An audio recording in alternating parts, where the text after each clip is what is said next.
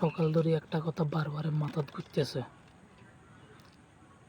এই যে গত বছর 4ই আগস্ট রাইতে মানে 5ই আগস্ট ঘুরবার আগে মোটামুটি সবাই ফেসবুকে ইউটিউবে যে কোনো যেভাবে হোক গণমাধ্যমের মধ্যে জানাই দিছে যে সরকার পতন হলে কে কী নিব, কে কী দখল করব, গণভবনে যাই কে কী করব। মোটামুটি সবাই যে যাক বলছে তা নিচেও দেখছিলাম। অনেকে শাড়ি নিছে, কাপড় নিছে, আরও অনেকে অনেক কিছু নিছে পাইছে। অনেক কিন্তু সব মুখে কম জানা।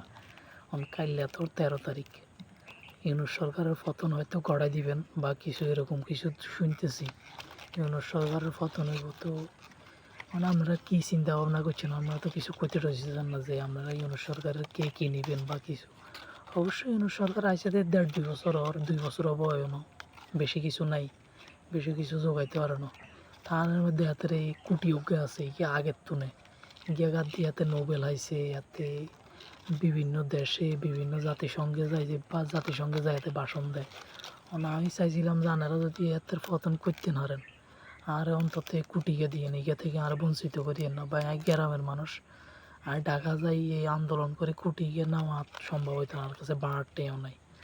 যদি আন্দোলন করি, যদি ইউনূস সরকারের পতন সম্ভব হয় তাহলে অন্তত আর এই কুটিকে দিয়ে না আর এই তো বঞ্চিত করিয়েন না। কারণ হাতে এই জায়গা দিয়ে শান্তিতে নোবেল আইছে। এখন এই জায়গা দিয়ে আমি একটু শান্তি দিতাম আর অশান্তি পাই। বইয়ের জ্বালা হলামাইয়ার জ্বালা, ঘরে নাই নুন আনতে ফান্তা নাই, এখন কী করতাম আই কম না।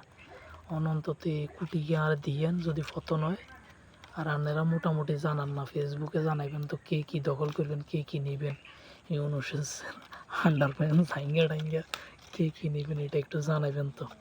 মোটামুটি 4ই আগস্টে তো এরমভাবে একে জানাই দিছিল, মানে 5ই আগস্টের আগের দিন রাইতে। মানে আপনারা তো কিছু জানার না কি